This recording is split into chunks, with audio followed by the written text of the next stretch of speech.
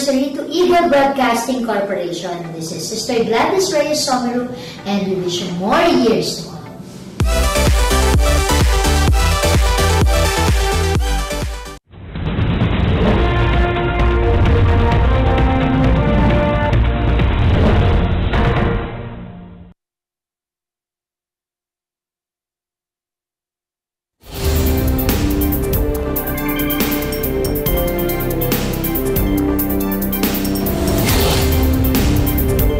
We live in interesting times. For the headlines.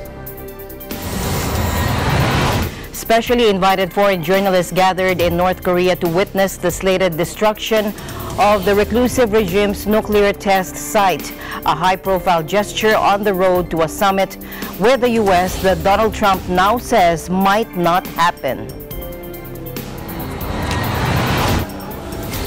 The World Health Organization hosts a special session on Ebola in the Democratic Republic of Congo as a vaccination campaign gets underway. A slow-moving lava flow is starting to close in on a power plant near Kilauea volcano, which has authorities scrambling to keep it from becoming part of the drama. And our ABC correspondent Excel Tobias takes us to the best beaches in Thailand.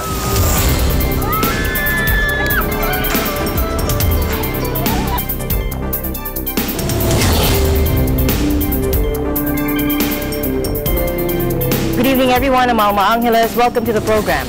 We welcome our viewers here in the Philippines and around the world. Good evening, everyone. I'm Sam Cepeda. And now to the news.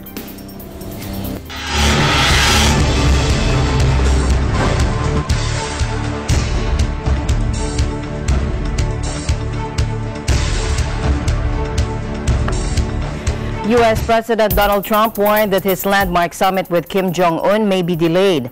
However, he insisted the North Korean leader is serious about denuclearization. Hosting South Korean President Moon Jae-in at the White House, President Trump did little to quell speculation about the wavering prospects of a historic first summit between U.S. and North Korean leaders. Take a look. And we'll see what happens. There are certain conditions that we want, and I think we'll get those conditions. And if we don't have the meeting. And frankly, it has a chance to be a great meeting for North Korea and a great meeting for the world. If it doesn't happen, maybe it'll happen later. Maybe it'll happen at a different time. But we will see. But we are talking. The meeting scheduled, as you know, on June 12th in Singapore. And whether or not it happens, you'll be knowing pretty soon, but we're talking right now. Do you have an idea of how denuclearization would take place? Would it be I do. I have a very strong idea how it takes place, and it must take place. That's what we're talking about. It must take place. But I have a very strong idea, and I have very strong opinions on the subject. I also have very strong opinions that North Korea has a chance to be a great country. And it can't be a great country under the circumstances that they're living right now. But North Korea has a chance, really, to be a great country, and I think they should seize the opportunity, and we'll soon find out whether or not they want to do that. Yes? President, have you spoken to Kim Jong-un?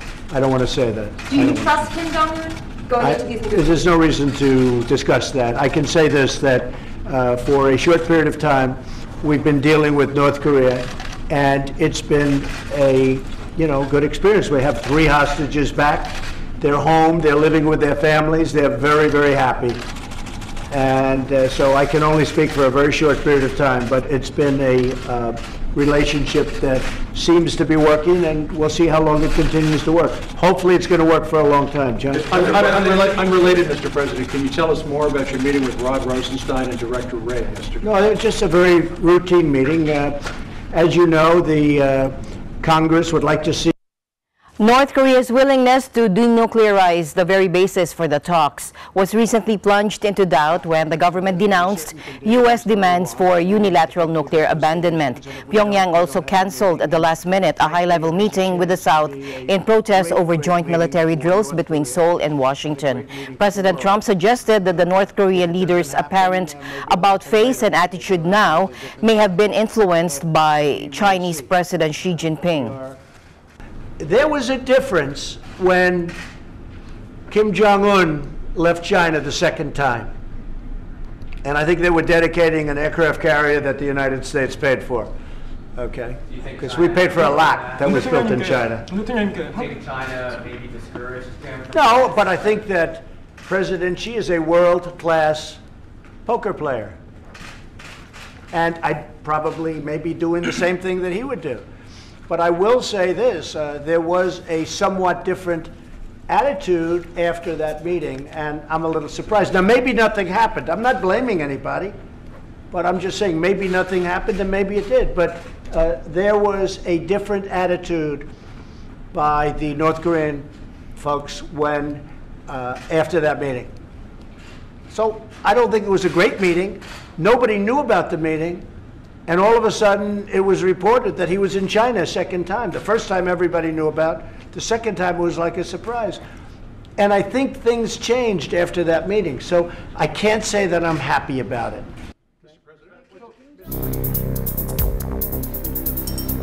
Meanwhile, a South Korean analyst at the Asian Institute for Policy Studies in Seoul says Pyongyang is trying to show the international community that it is actually committed to denuclearization. North Korea, despite the fact that North Korea is worried about the strong conditions put forward by the United States regarding North Korea's unilateral complete denuclearization, North Korea is trying to send a message to the international community that regardless of the fate of the upcoming US DPRK summit, North Korea is actually committed to denuclearization. Might be its own version of a denuclearization, but still it's committed. If the summit between Trump and Kim Jong-un doesn't materialize, North Korea wants to show that North Korea is trying hard to carry out denuclearization. So if the summit doesn't happen, then the blame can fall on the United States. Focus only on the small picture of the upcoming US DPRK summit. The steps that North Koreans are taking are useful for the actual realization of the summit. But when we discuss about the big picture of North Korea's complete denuclearization, I'm pretty skeptical about North Korea's commitment to that. All right, we have a live report coming in from South Korea, a fire out of Yangju. And we have a live report coming in from Christine Jewel-Oy. Christine? Yes, hello, good evening. Good evening. Yes, good evening. Here in Yangju, South Korea, part of Gyeonggi province in the north, there are two companies consisting of 3 buildings were burned. According to the witnesses, the fire started at around 7 p.m. and grew faster because of strong winds. The companies are factories of fabrics, that is why also the fire grew faster. There were no casualties in the incident. The actual cause of fire was not yet known. We'll be bringing you more updates as we follow this developing story. All right, Christine? Yes. All right, Christine, thank you so much for that news, and we'll be following your story for the developments. Thank you very much. Yes, I will give you an update as soon as we get the reasons for the cause of fire. Okay, thank you so much. Yes. I am Christine Jiro-Uy, EBC correspondent from South Korea, and I am 1 with 25. 안녕히 Thank you, Christine. Thank you, Christine. Invited foreign journalists gathered in North Korea Wednesday to witness the slated destruction of the reclusive regime's nuclear test site, a high-profile gesture on the road to a summit with the U.S. that Donald Trump now says might not happen. In a surprise announcement, Pyongyang said earlier this month that it planned to completely destroy the Ponggye-ri facility in the country's northeast, a move welcomed by Washington and Seoul. Ponggye-ri has been the site of all 6 of the North's nuclear tests, the latest and by far the most powerful in September last year, which Pyongyang said was an H-bomb. The demolition is due to take place sometime between Wednesday and Friday, depending on the weather. The North has portrayed the destruction on the test site as a goodwill gesture ahead of a planned June 12 summit between Kim and Trump in Singapore. But doubts have since been cast by both sides on whether that potentially historic meeting will take place.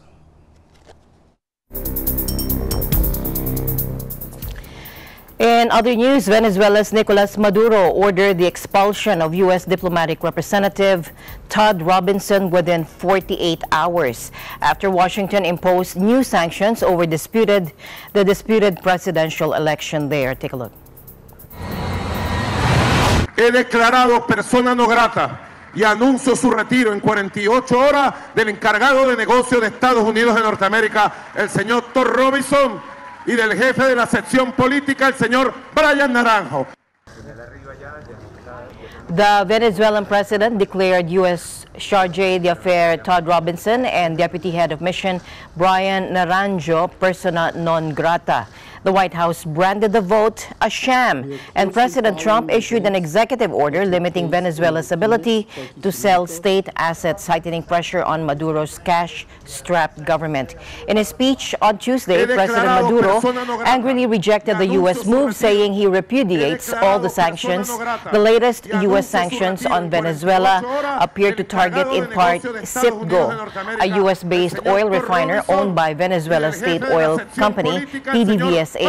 More obstacles to PDVSA's ability to sell oil abroad could restrict already dwindling foreign exchange earnings. Venezuelans are reeling under an acute crisis, with hyperinflation projected by the IMF to reach 13,800% this year, and dire shortages of food and medicine. Hundreds of thousands have fled the country to escape the growing deprivation.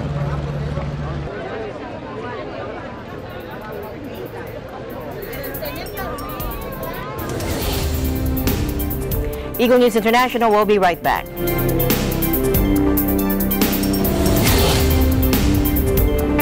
Health is our most important asset, and it should always be a constant.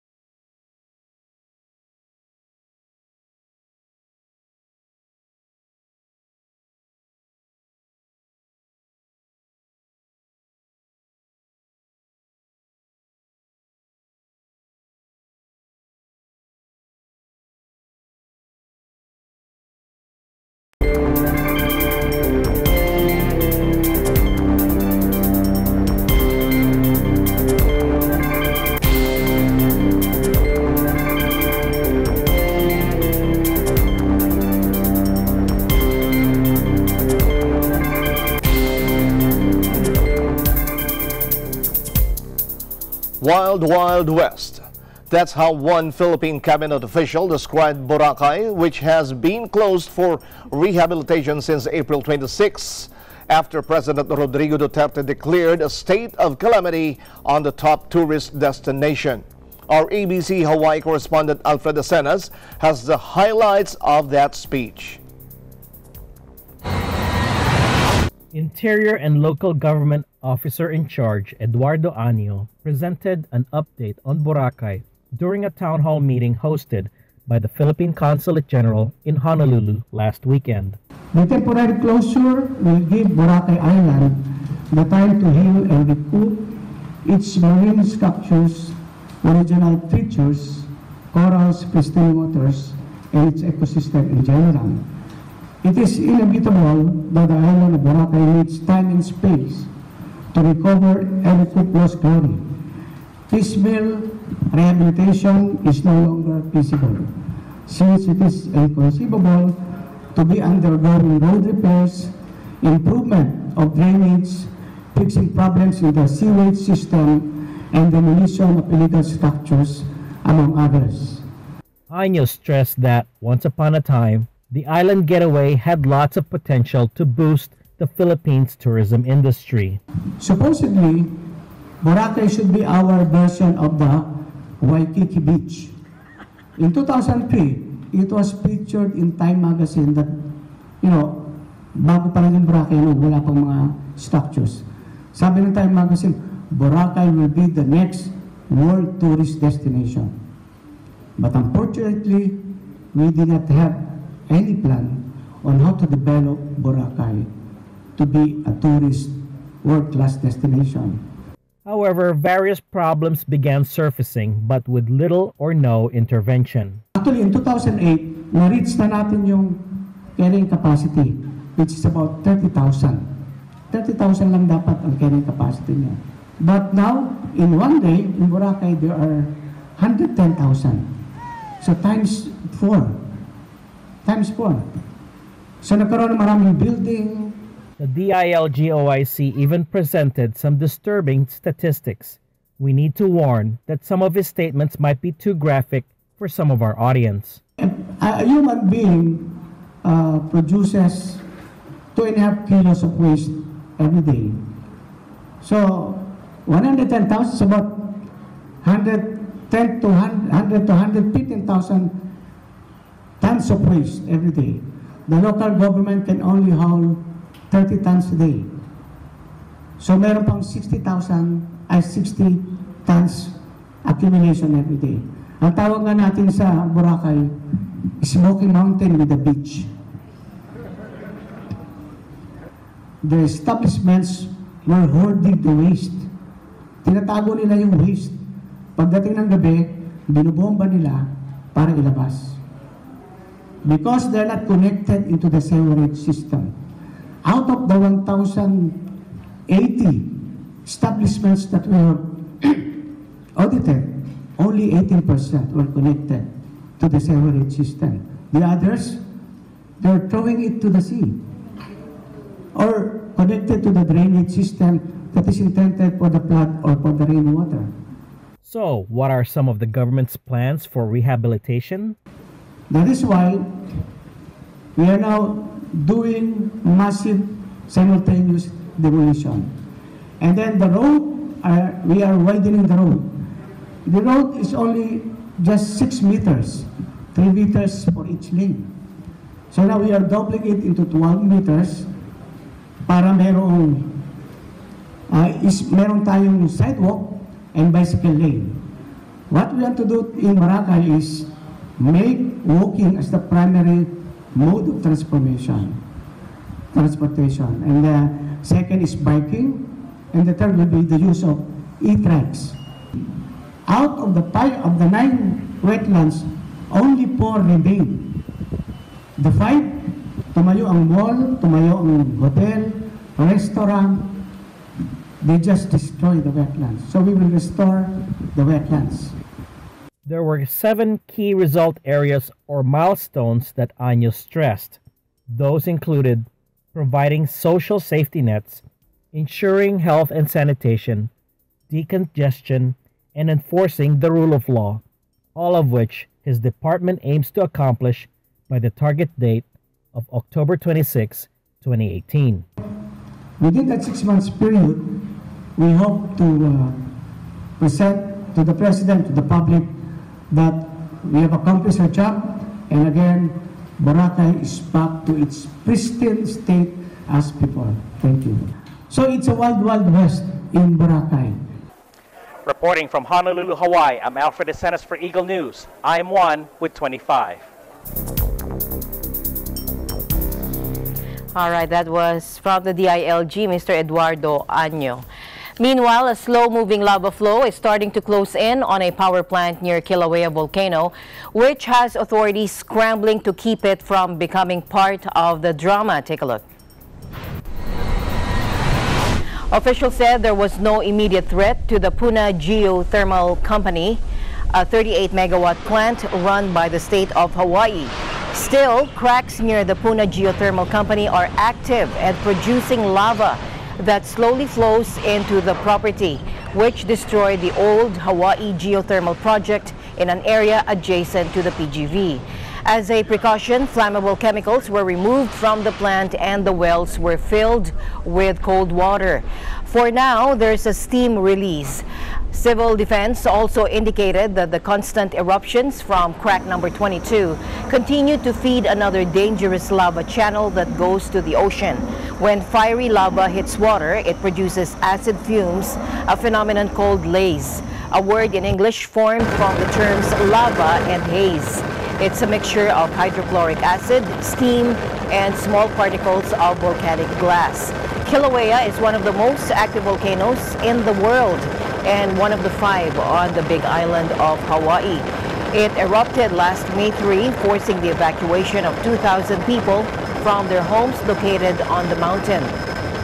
Now, scientists believe volcanic activity may be a precursor to a major eruption, similar to one that occurred on the island in the mid-1920s.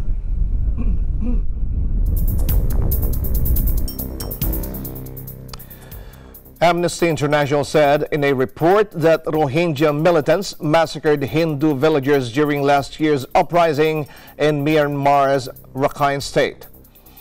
The report said the killing took place on August 25, 2011, the same day that the Rohingya insurgents staged coordinated deadly raids on police posts that tipped the state into crisis. The militants, known as the Arakan Rohingya Salvation Army, or ARSA, denied responsibility at the time.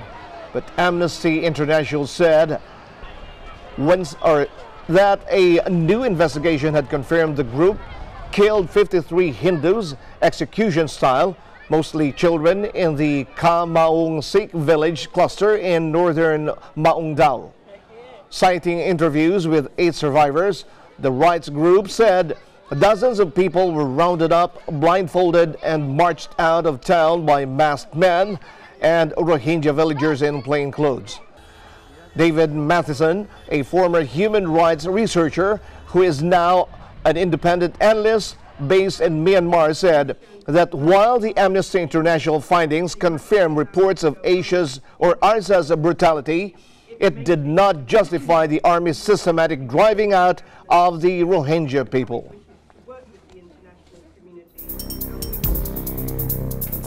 All right, police in southern India killed 12 demonstrators after opening fire on thousands of people demanding the closure of a copper factory. Take a look.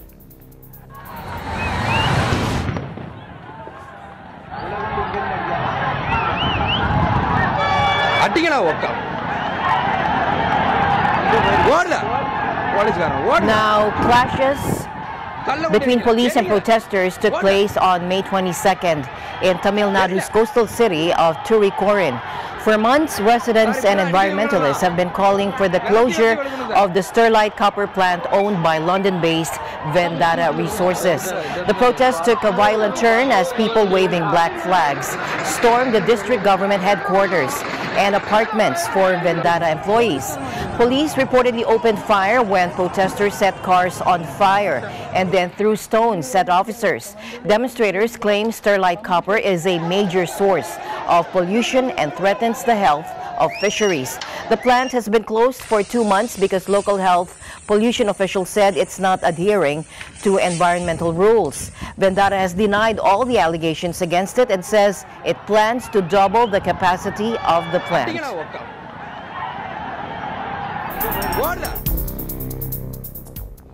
In Chile, 14 priests involved in a sex abuse scandal were defrocked on Tuesday.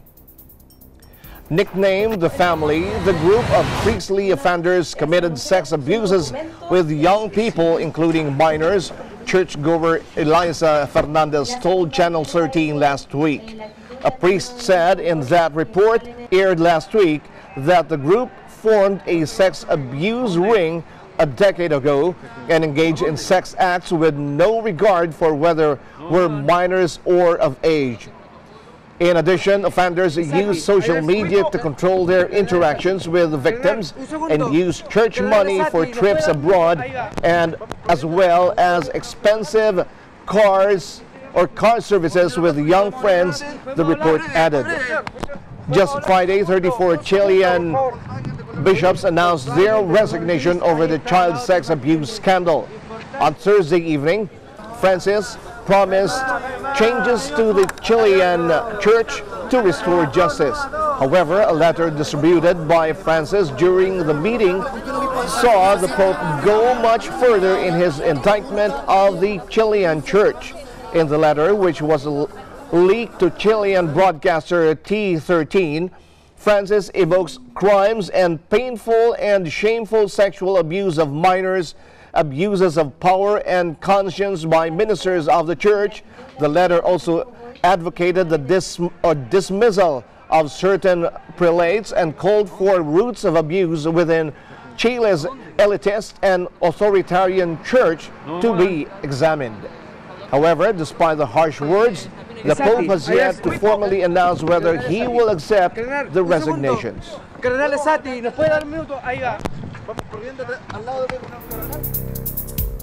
Meanwhile, Australian Archbishop, who became one of the world's highest-ranked church officials, found guilty of covering up child sex abuse, announced he will step down from his official duties.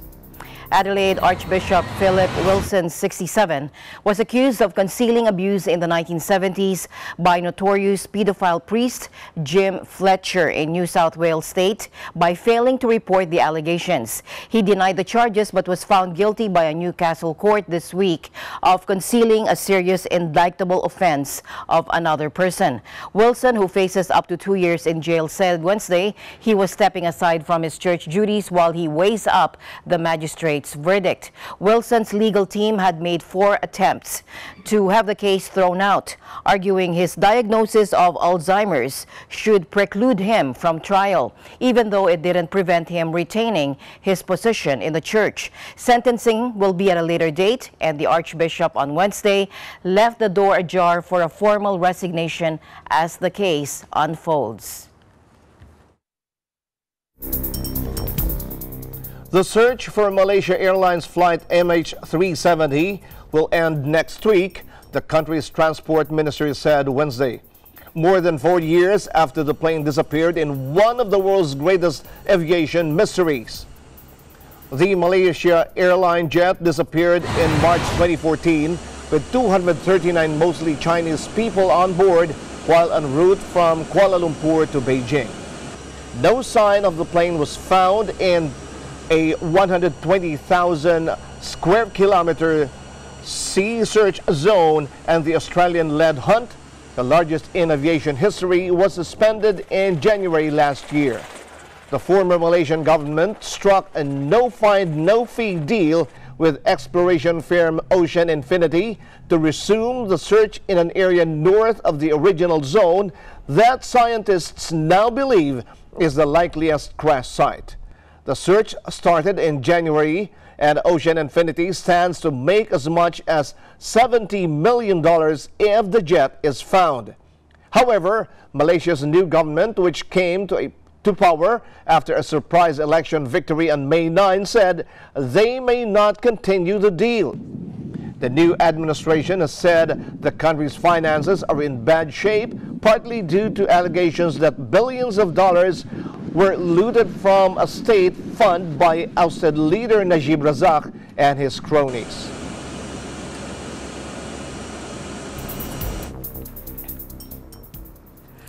Firefighters worked at the site of a plane accident that injured 6 Americans in Tegucigalpa, Honduras. The crew and passengers are all alive after a private jet traveling from Austin, Texas, crashed off the end of the runway of the Honduran capital's international airport and broke in half. Now, Tegucigalpa's airport has long been notorious as one of the more difficult approaches in the hemisphere because it's surrounded by mountaintops and residential neighborhoods. Take a look.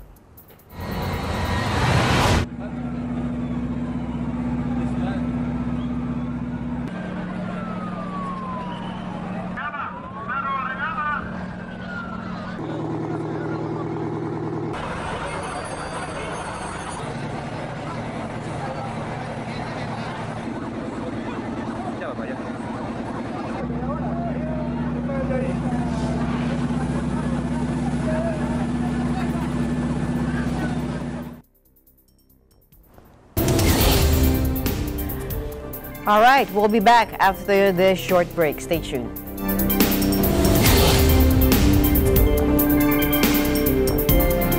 Health is our most important asset, and it should always be a constant effort to seek ways to take care of it. That includes professional medical help from the best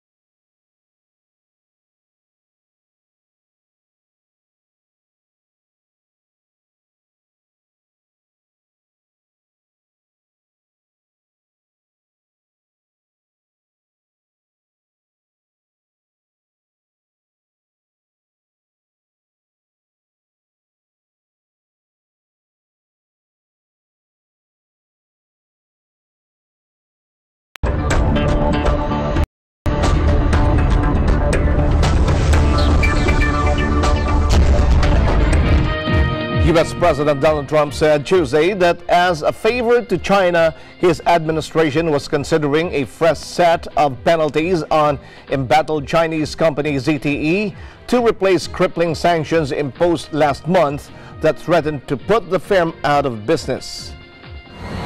Trump told reporters at the White House that ZTE could face a new fine of as much as $1.3 billion, as well as a management shakeup and strict new rules, although no deal has been finalized.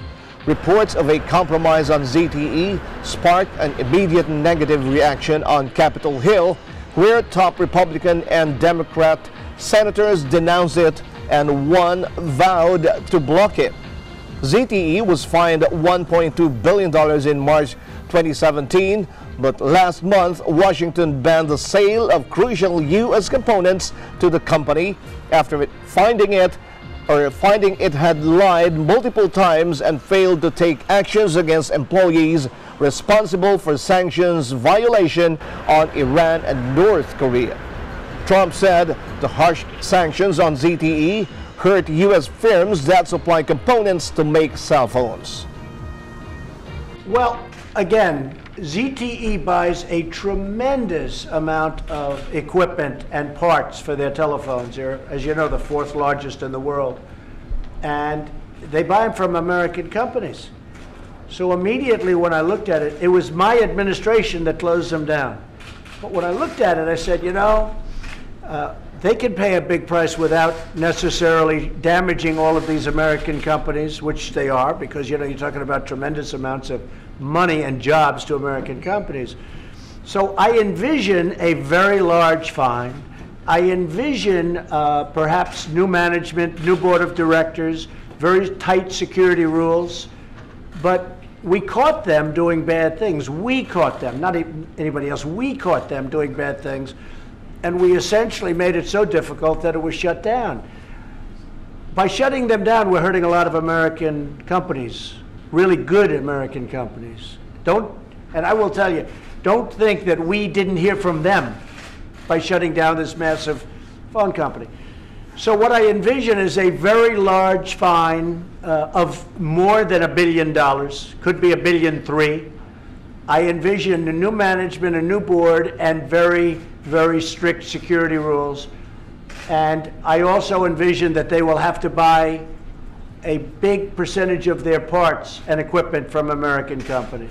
Okay? Thank you all very much. In other news, the Russian central bank released 100 ruble banknotes featuring legendary Soviet goalkeeper Lev Yashin. The names of the 11 World Cup host cities also feature on the notes. Take a look.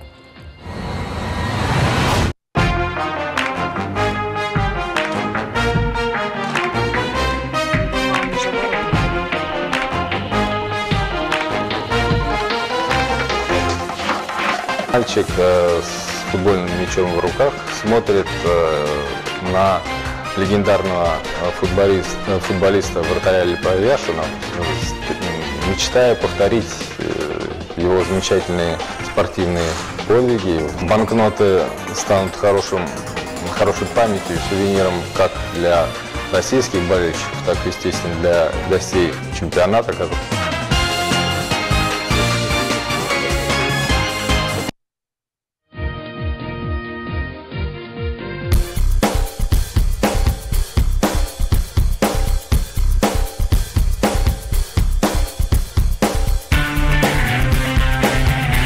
Facebook chief Mark Zuckerberg apologized to the European Parliament and said the social media giant is taking steps to prevent a repeat of a massive breach of users' personal data. But it's also become clear over the last couple of years that we haven't done enough to prevent these tools from being used for harm as well. And that goes for fake news, foreign interference in elections, and developers misusing people's information.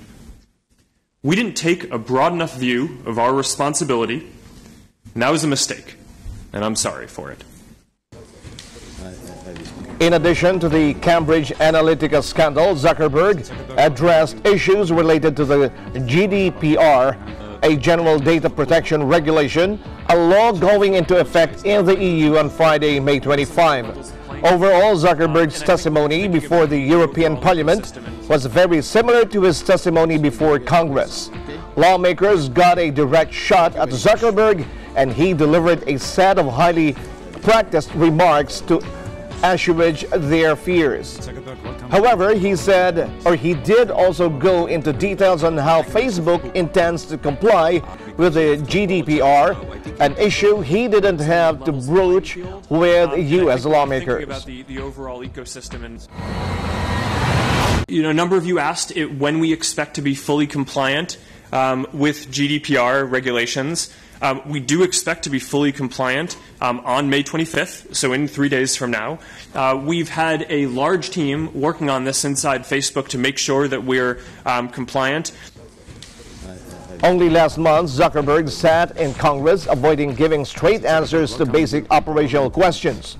EU parliamentarians had been hoping for actual transparency and genuine accountability from the session, but they were disappointed. Manfred Weber, the leader of the European People's Party center-right group, the largest in the European Parliament, said, "Thank you very much. It was time to discuss breaking up Facebook's monopoly because it has already too much power." Zuckerberg, welcome in European Parliament, and I want to thank also our President. Now, YouTube is South Korea's top used mobile app for not only streaming online videos, but also to listening to music. Our EBC correspondent from South Korea, Charmaine Antazo, reports from Seoul. According to survey results released recently by the Korea Internet Corporations Association, YouTube has become South Korea's top used mobile app for both streaming online videos as well as listening to music. The Internet Business Body, along with Research, carried out the Mobile Service User Behavior Survey, where they asked 1,000 individuals between 15 to 60 years of age how they use their mobile services and which apps they prefer. Based on the results, 87.5% of the surveyed individuals use their mobile apps to watch videos. Other top mobile activities also included listening to music, product purchases, and the use of financial services. YouTube was unsurprisingly found to be the most popular for streaming online videos, which includes movies and TV programs. YouTube's popularity has also expanded into the realm of music, as 43% of the respondents said they prefer to use this app to listen to music above other apps. Korea's most popular music streaming app, Melon, came in second with a 28.1% usage rate. YouTube plans to introduce a premium version of its YouTube Music app this week in selected global markets in order to capitalize its rising consumer demands. Under a subscription fee, individuals can use this service to stream music without any ads. YouTube will retain its free standard music streaming service as well. I am Charmaine Antazo, EBC correspondent from South Korea, and I am one with 25. Thank you, Charmaine. The news continues here on Eagle News International. We'll be right back.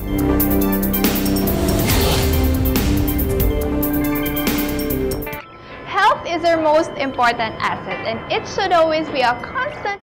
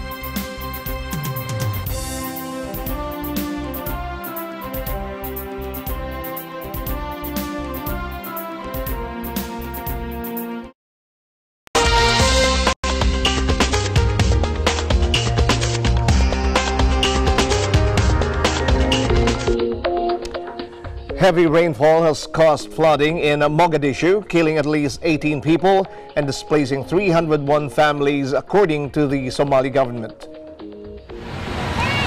Cyclone Sagar pounded Somalia with heavy rainfall. 18 people have been killed by the flooding. Some 300 families have lost their homes so far in the capital, Mogadishu.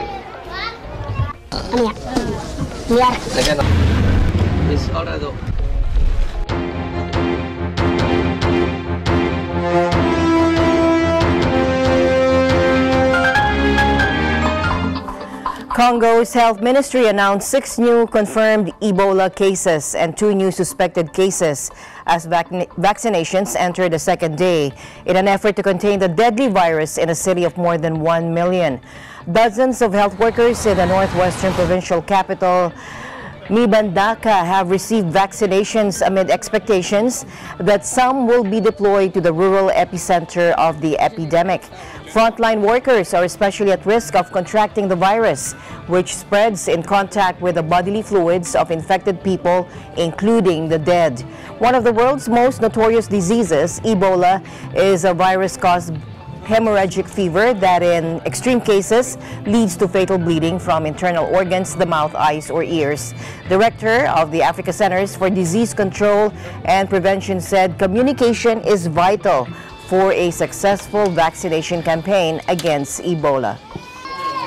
We do not handle communication well, the vaccination program may suffer. And so we are also in the next 2 weeks or so assessing how to deploy anthropologists. If we use the West African response as a benchmark there, I think we are doing exceptionally well in terms of the raising to stop the epidemic.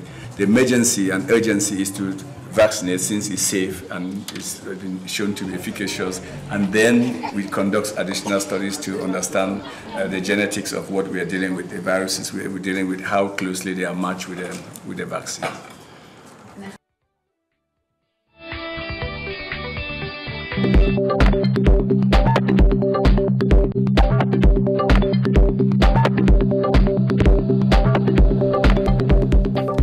Prolific novelist Philip Roth, a dominant force in American literature throughout the latter half of the 20th century, has died.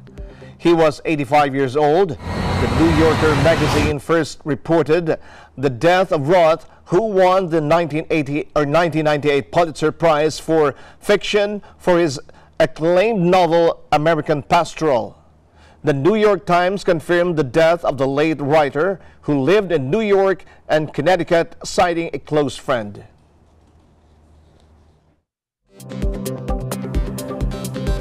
Rare collectibles from Star Wars, Return of the Jedi, and other movies go on sale at the auction next month in Las Vegas. The Hollywood Legends sale includes items such as a blaster used by Harrison Ford's Han Solo, which is estimated to sell for between $300,000 to $500,000. Take a look.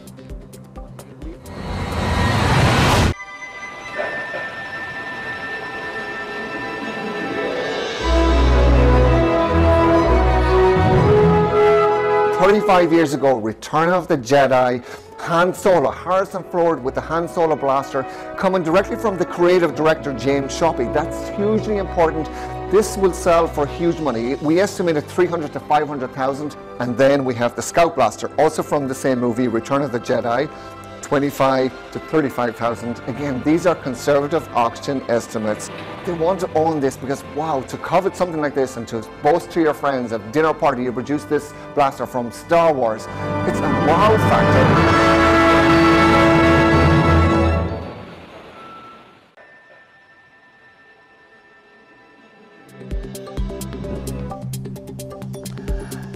XL Tobias takes us to the best beaches to go to in Thailand. Sawadee. Hello or good day in Thai.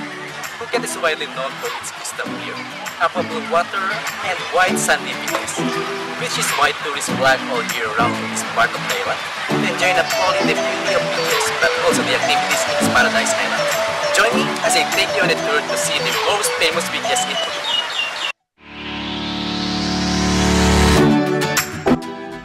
This cozy beach is famous for its colorful and fun activities, from windsurfing to the so-called nightlife.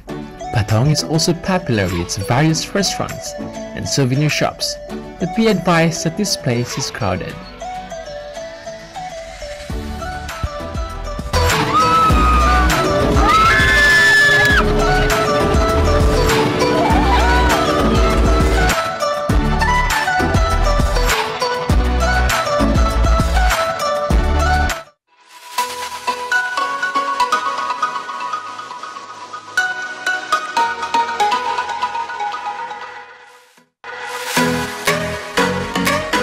Kata Beach is the most popular beach in Phuket, located just before Caron Beach.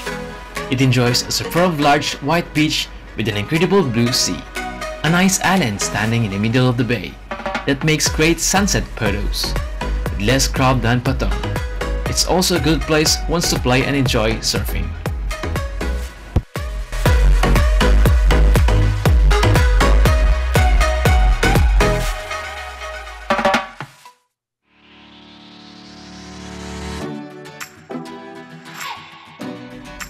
Caron Beach is one of the longest beaches in Phuket.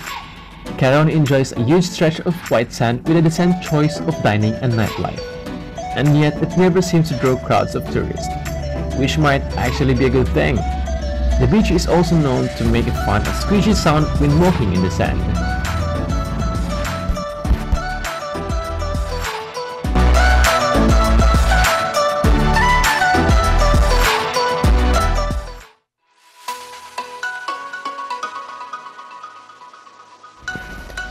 Naihard Beach is the superb spotless beach in the south of Phuket, tucked between green hills and tiny islands. This vast sunny bay has always been popular among tourists and locals, more laid back than West Coast touristy spots. Naihard has enough restaurants, hotels and shops for a great day, and still holds up pretty well to its original feel. The protected bay offers great anchorage for sailing boats and luxury yachts.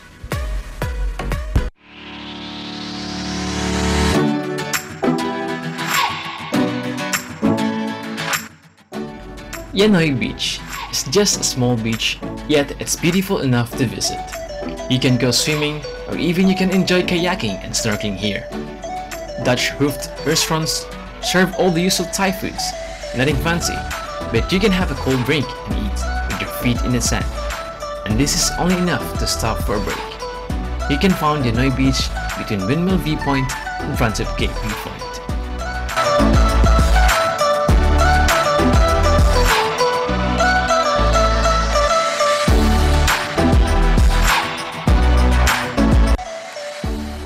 Paradise. So what are you waiting for? Get up those seats and start planning your travel itinerary here in this amazing island, Phuket. And who knows, we might just bump into each other. Thank you for joining us today, and we hope to take you with us on another adventure.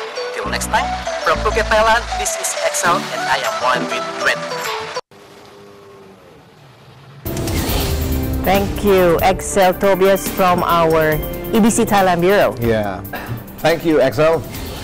Don't forget to like us on Facebook, follow us on Twitter and Tumblr. Also check out our boards on Pinterest and pictures on Instagram. I'm Sam Cepeda. Thanks for joining us. And that's it for tonight's broadcast. I'm Alma Angeles and we're one with 25.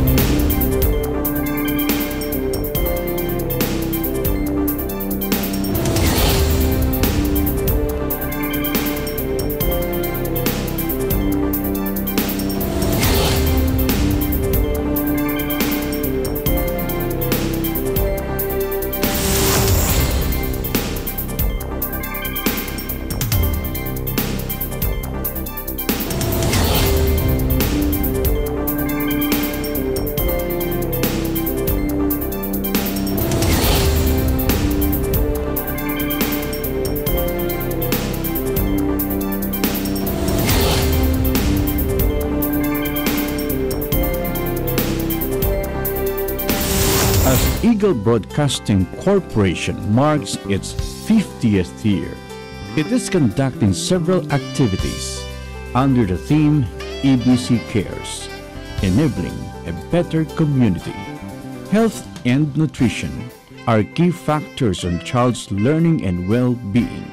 EBC's feeding program encourages the community to combat malnutrition among children and ensure them a healthy future. EBC's cleanup drive and citronella planting hopes to help the community in caring for environment and preventing diseases such as dengue. EBC's public service program, Paglilingkod sa Bayan, Serbisyo para sa Mamamayan, has opened its doors to government agencies so more people can avail of these services. EBC's blood donation program and medical mission continue to spearhead life-saving projects, and EBC's Livelihood Seminar teaches and guides those who want to have additional income and business. EBC Cares, serving the people in these interesting times.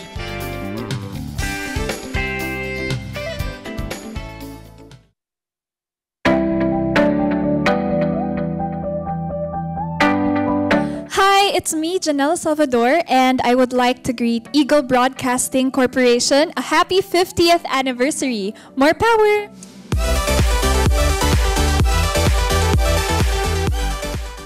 What is the meaning of success kay Miss Vivian Velez? Ang daming pwedeng isipin, no, when you talk about success. And sa akin lang kasi is really, yun nga, yung as we were talking kanina na wala namang pwedeng success kung walang naging failure.